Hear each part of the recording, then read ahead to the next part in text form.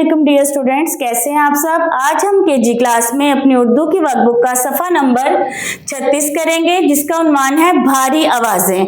भारी आवाज़ें क्या होती हैं? जब हरूफ तहज्जी को हम दो चश्मी हे से मिलाकर पढ़ते हैं तो उनकी आवाज़ भारी अदा होती है। जैसे बे से भ, फ, थ, ठ, झ, छ, ध, ढ, ख, घ।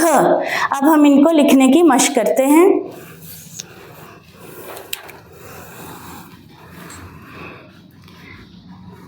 भ, फ, थ, ठ, झ, छ, ध, ढ, ख, घ।